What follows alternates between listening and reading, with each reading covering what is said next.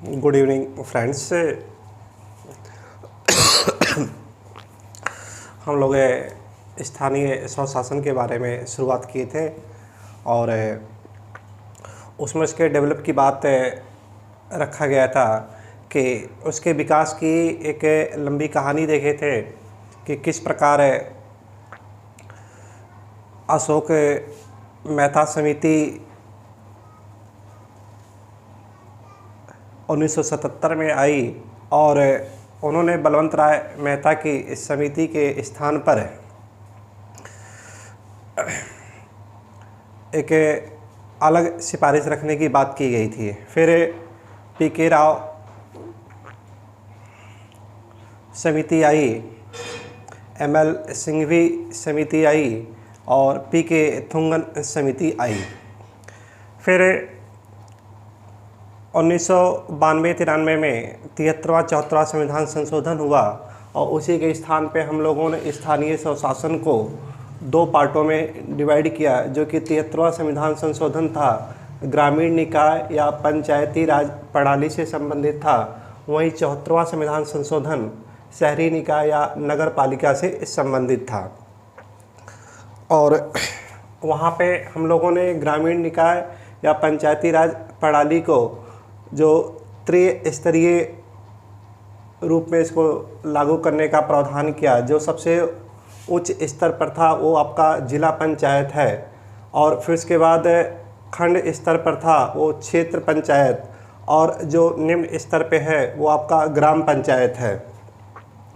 इसी प्रकार शहरी निकाय के अंतर्गत भी हम लोगों ने इसको त्रिस्तर पर ही लागू किया है, लेकिन जो छोटे शहर थे वहाँ पे हम लोगों ने द्विस्तर रखा है और जो बड़े नगर हैं जहाँ पे महानगर हैं वहाँ पे हम लोगों ने इसको त्रिस्तर पर इसको स्थापित करने का प्रयास किया। जैसे ग्रामीण निकाय की बात करें तो जिला पंचायत पे देखिए, एक क्या होता आपका कि जिला पंचायत अध्यक्ष होता है, दूसरा जिला पंचायत सदस्य, इसी पे क्षेत्र पंचायत ब्लॉक प्रमुख होते हैं और क्षेत्र पंचायत सदस्य होते हैं। ग्राम पंचायत की बात करें तो यहाँ पे देखें हम लोग कहीं पर दो स्तर है तो कहीं पर त्रिस्तर है। जैसे इसी में आपका एक ग्राम प्रधान या सरपंच होते हैं, एक और है जो कि उप प्रधान है और तीसरा है आपका इसी में सदस्य से संबंधित है, जिसे मेंबरिंग की बात करते हैं हम लोग। अब इसमें जो इस समय अगर प्रेजेंट टाइम में जो चुनाव हो रहा है तो इसमें कुछ के चुनाव देखिए प्रत्यक्ष रूप से होते हैं जो कि जनता के द्वारा चुने जाते हैं और कुछ होते हैं जो कि अप्रत्यक्ष रूप से होते हैं। जैसे प्रत्यक्ष रूप की बात करें तो यहाँ पे देखिए क्या है, जिला पंचायत सदस्य जो होते हैं इस समय देखिए इसका चुनाव चल रहा है जो कि प्रत्यक्ष रूप से जनता के द्वारा होता है। इसी तरह से बीडीसी या क्षेत्र पंचायत सदस्य जो होते हैं इनका भी चुनाव क्या होगा, ये जनता के द्वारा होता है। यहाँ पे जो ग्राम प्रधान होते हैं इनका भी चुनाव क्या करेंगे हम लोग, जनता के द्वारा होता है और जो सदस्य का चुनाव होता है ये भी क्या होगा आपका जनता के द्वारा होगा। जबकि यहाँ पे जिला पंचायत अध्यक्ष होता है, इनका चुनाव अप्रत्यक्ष रूप से होते हैं। जिला पंचायत के जीते हुए जो सदस्य होते हैं उन्हीं में से किसी एक को जिला पंचायत अध्यक्ष निर्वाचित करते हैं। और इसी प्रकार ब्लॉक प्रमुख की बात करें तो क्षेत्र पंचायत के जो सदस्य होते हैं वही लोग मिल करके क्या करेंगे, ब्लॉक प्रमुख का निर्वाचन करते हैं। फिर यहाँ पे उप प्रधान जो कि सब गाँव में स्थापित नहीं होता है, कुछ जगह पे है जो कि स्थापित है, तो यहाँ पे जो सदस्य होते हैं यही सदस्य क्या करते हैं, उन्हीं अपने में से उप प्रधान के चुनाव करते हैं। अगर सदस्य की बात करते हैं हम लोग तो इस सदस्य के बारे में देखा जाए तो इसकी संख्या है वो 9 से लेकर के 15 तक हो सकती है। जैसे किसी गांव की अगर जनसंख्या 1000 है तो वहाँ पे जो सदस्य होंगे वो आपके 9 सदस्य होंगे। और फिर अगर किसी गांव की जनसंख्या 1000 से 2000 है वहाँ पे इनकी संख्या 11 होती है। और इसी प्रकार अगर 2000 से 3000 के बीच में है तो उनकी जो संख्या होगी आपकी वो 13 होगी और 3000 से अधिक जनसंख्या वाले जो गांव होंगे वहाँ पे उनकी संख्या क्या हो जाती है, ये 15 होती है। अब ये जो सदस्य होते हैं, इन्हीं सदस्यों में से ये उप प्रधान चुने जाते हैं और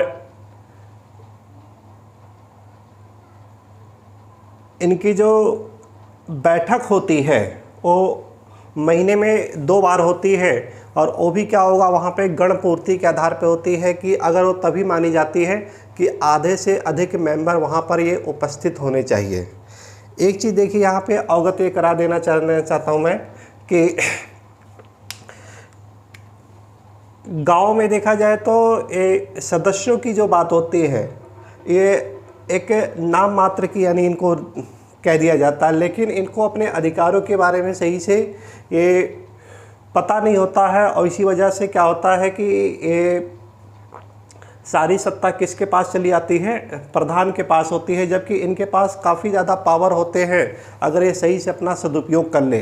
अब जैसे इसमें क्या होता है कि अगर कोई प्रधान है और वो सही से कार्य नहीं करता है तो उनको जो हटाने का जो राइट होता है वो इन्हीं सदस्यों के पास होता है। इसके प्रति वो क्या करते हैं, अविश्वास प्रस्ताव लाया जाता है। जैसे सेम उसी प्रकार जैसे संसद में अविश्वास प्रस्ताव पारित किया जाता है तो सेम यही कंडीशन होता है कि यहाँ पर अगर आधे से अधिक मेंबर शामिल हैं और चाहते हैं कि ग्राम प्रधान यानी सही से कार्य नहीं कर रहा है, अपने शक्तियों का दुरुपयोग कर रहा है, तो यहाँ पर क्या करेंगे, वो अविश्वास प्रस्ताव ये पारित कर सकते हैं और करके उनको यानी ये हटाया जा सकता है। और ये ग्राम प्रधान को हटाने के लिए देखिए यहाँ पर क्या है कि 3 प्रावधान रखा गया है। एक है पहला कि ग्राम प्रधान यदि स्वयं त्यागपत्र दे दे,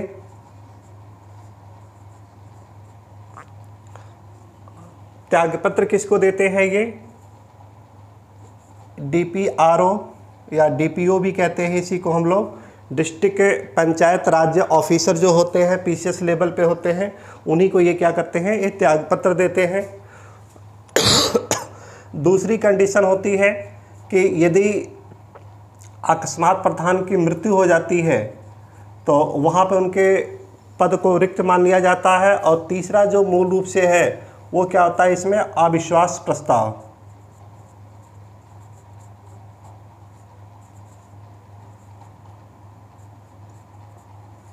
अविश्वास प्रस्ताव पारित किया जाता है। अविश्वास प्रस्ताव इन्हीं सदस्यों के द्वारा किया जाता है जो कि आधे से अधिक सदस्य होते हैं और इनके अगेंस्ट यानी यहाँ पर ये अविश्वास प्रस्ताव पारित किया जाता है। अब पारित करने के बाद अब ये पारित देखिए, जब अविश्वास प्रस्ताव देंगे तो किसको देंगे, आपके डीपीआरओ जो होते हैं इन्हीं को दिया जाता है। और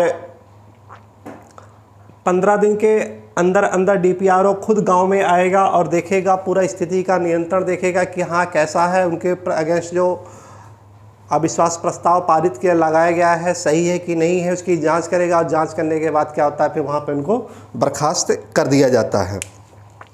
अब अविश्वास प्रस्ताव के बारे में भी देखिए क्या है कि अब प्रेजेंट टाइम में एक नियम बना दिया गया है कि अगर प्रधान की नियुक्ति हो गई है या जनता के द्वारा चुन लिए गए हैं तो वहाँ पे 2 साल तक तो पहली बात उनके अगेंस्ट अविश्वास प्रस्ताव नहीं लाया जा सकता, उसके बाद ही लाया जा सकता है। और 6 महीने के अंदर ही अंदर ये लोग क्या करेंगे, अपने ही मेंबर में से यानी किसी दूसरे को यानी प्रधान को ये चूज कर देते हैं किसी को। और फिर बात आती है इनके कार्यकाल से रिलेटेड। तब कार्यकाल तो देखिए नॉर्मल 5 साल के लिए होता ही होता है। और बाय द वे अगर अविश्वास प्रस्ताव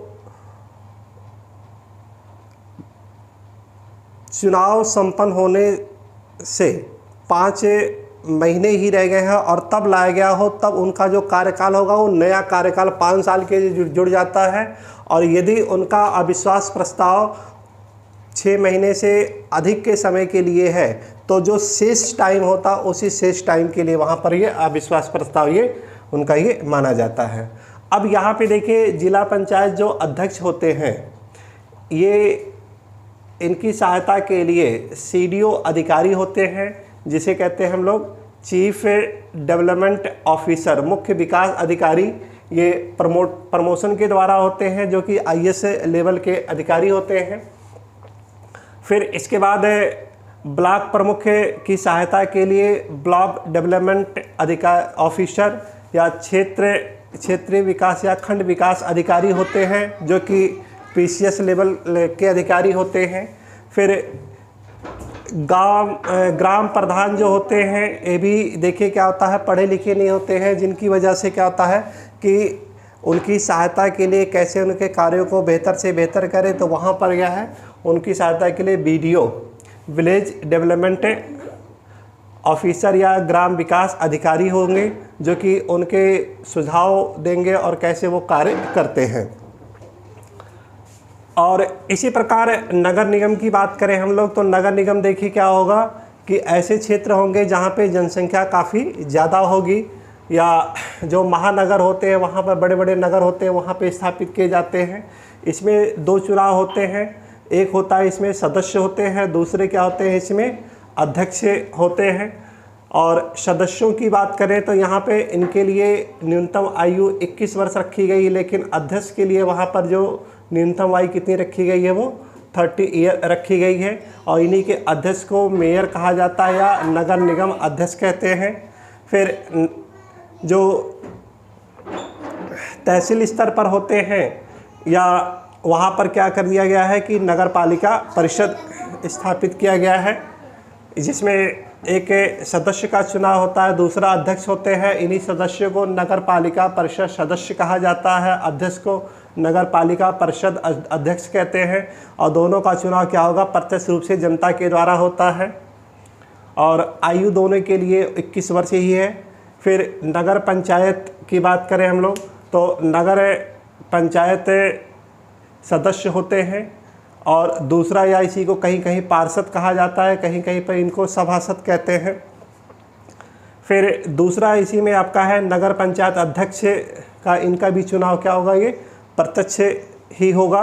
और इस प्रकार यहाँ से देखिए क्या निष्कर्ष में आता है कि नगर पालिका के जो सदस्य होते हैं, इन सब के अध्यक्षों की चुनाव जनता के द्वारा प्रत्यक्ष रूप से होता है। और जबकि ग्रामीण निकाय या पंचायती प्रणाली में देखा जाए तो यहाँ पर क्या होगा कि अध्यक्ष का जो चुनाव होता है ये अप्रत्यक्ष रूप से होता है, ब्लॉक प्रमुख का भी चुनाव अप्रत्यक्ष रूप से होता है, और उप प्रधान का भी चुनाव क्या होगा, ये इनका भी अप्रत्यक्ष रूप से होता है। तो ये तो हम लोगों के स्थानीय स्वशासन प्रणाली से रिलेटेड है।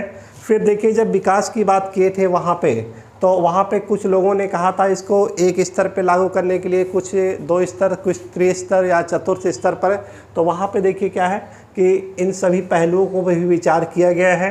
कुछ राज्य ऐसे हैं जहाँ पर एक स्तरीय की बात की गई है, कुछ राज्य हैं जो कि चतुर्थ स्तर पर लागू किया गया है, और इनसे भी रिलेटेड एक क्वेश्चन काफ़ी इम्पोर्टेंट बन जाता है। तो अगर किसी भी गांव की जो जनसंख्या होती है जब अधिक होने लगती है, तो वो गांव धीरे धीरे शहर में तब्दील होने लगते हैं। और जब तब्दील होने लगते हैं तो वहाँ पर हम लोग ग्राम पंचायत ना करके वहाँ पर क्या करेंगे, हम लोग नगर पंचायत का चुनाव ये पारित करते हैं, जहाँ पर हम लोग सभासद के रूप में वहाँ पे हम लोग देखते हैं हम लोग। तो अगर किसी भी गांव की जनसंख्या 10,000 से अधिक हो और 20,000 तक हो, तो वहाँ पे हम लोग क्या करेंगे, नगर पंचायत को डेवलप करते हैं। और अगर वहाँ की जनसंख्या जो होगी 20,000 से 3 लाख के रूप में हो, तो वहाँ पे नगर पालिका परिषद या उसी को म्युनिसिपल काउंसिल के रूप में वहाँ पर डेवलप किया जाता है। और किसी भी शहर की जनसंख्या अगर 3 लाख से अधिक हो जाए, या 10 लक्षी जो शहर होते हैं, महानगर होते हैं, वहाँ पर हम लोग नगर निगम डेवलप करते हैं। तो आइए देखते हैं हम लोग कि वो कौन कौन से एरिया हैं जहाँ पर हम लोगों ने त्रिस्तरीय के स्थान पर और सब स्तर का डेवलप किया है। तो देखिए कुछ राज्य ऐसे हैं जहाँ पे जनजातियाँ क्षेत्र हैं, जैसे इसी में आपका एक है आपका मिजोरम पूर्वोत्तर राज्य में, मेघालय और नागालैंड जो कि जनजाति से रिलेटेड है।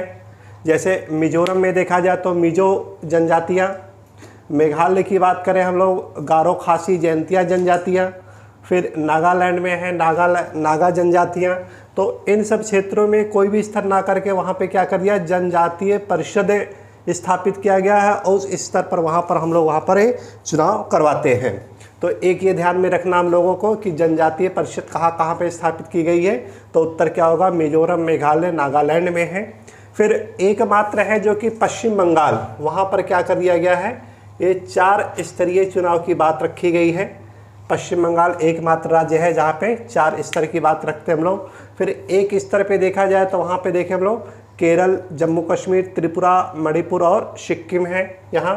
तो ग्रामीण क्षेत्रों में वहाँ पे होगा तो वहाँ पे ग्राम पंचायत होगा, जो शहरी क्षेत्र होंगे वहाँ पे पंचायत परिषद होते हैं। फिर द्विस्तरीय की बात करें तो उसके अंतर्गत हम लोग मध्य प्रदेश, हरियाणा, कर्नाटक, उड़ीसा और असम, इन राज्यों में द्विस्तरीय पर यहाँ पर पद्धति लागू की जाती है। फिर पीके राव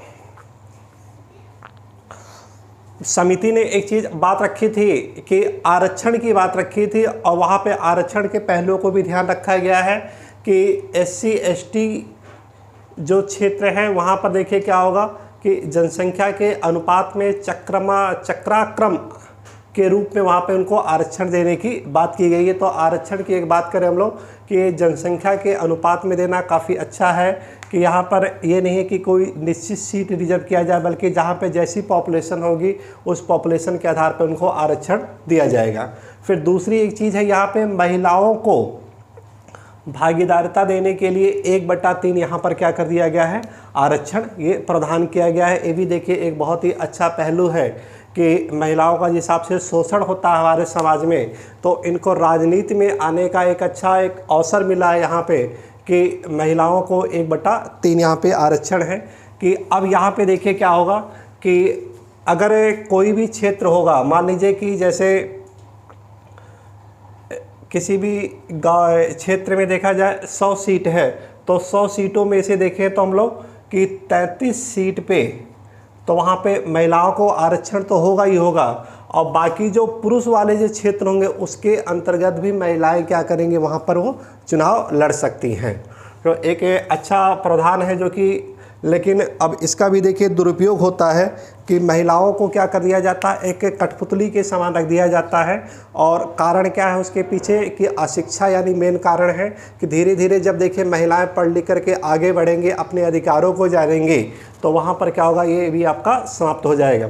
फिर इसके बाद OBC की आरक्षण की बात रखी गई है और OBC से रिलेटेड नीति से तत्व में ये बात रखा गया है कि कोई भी राज्य अपने कल्याणकारी के रूप में देखा जाए तो वहाँ पे OBC को भी आरक्षण दे सकती है। जैसे उत्तर प्रदेश की बात करें तो वहाँ पे सन 2000 ईस्वी में क्या हुआ कि यहाँ पे ग्राम पंचायत में आरक्षण की बात रखी गई थी। फिर अनुदान के अगर रूप में देखते हैं हम लोग इन्हें, अनुदान कि यहाँ पे इनको धन कहाँ से मिलता है, किस पे ये कार्य करते हैं, तो अनुदान के रूप में ये जो केंद्र सरकार होती है वहाँ से इनको पैसा आता है काम करने के लिए। फिर दूसरा है यहाँ पे जो अनुदान के रूप में देखा जाए राज्य सरकारें हैं वो प्रोवाइड करती हैं। और तीसरा जो है आपका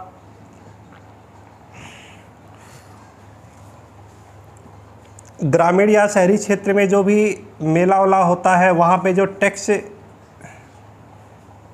लगाए जाते हैं उसके द्वारा भी, यानी कर के द्वारा भी ये यहाँ पर इनसे रिलेटेड इनकम जो जनरेट होता है उसी आधार पे इनके जो इनकम आती है वहाँ से इन्होंने ये क्या किया है, अपना एक फ़ंड ये प्रोवाइड किया है। तो इस रूप में क्या करते हैं ये लोकल गवर्नमेंट जो होती है अपना ये कार्य करती है और एक अच्छे सिस्टम की तरफ से है ये। और इसका जो श्रेय अगर देखा जाए तो एक राजीव गांधी का सबसे मूल रूप से ये श्रेय जाता है। और ये भी एक तरह से हम लोग कह सकते हैं कि एक तरफ से जहाँ पे इनका जो मर्डर किया गया था, जो हत्या की गई थी, तो उसी रूप में देखा जाए तो ये स्थापित भी हो गया है, क्योंकि एक इनकी सबसे बड़ी तहे दिल से ये इच्छा थी कि हम लोग सत्ता को विकेंद्रीकरण कर दें, यानी सत्ता एक जगह पे केंद्रीकरण ना हो करके यहाँ पर क्या है कि ग्रामीण क्षेत्रों को अधिक से अधिक या छोटे स्तर पर उनको शक्तियों को प्रोवाइड कर दें। तो इनके जब बाद ही कांग्रेस की जो गवर्नमेंट आई है तो वहाँ पर नरसिम्हा राव जो थे उन्होंने क्या किया है कि 1992-93 में 73वां-74वां संविधान संशोधन करके और इसको सबसे पहले इसको स्थापित करने का प्रयास किया है। तो नेक्स्ट टाइम हम लोग फिर मिलेंगे। जय हिंद।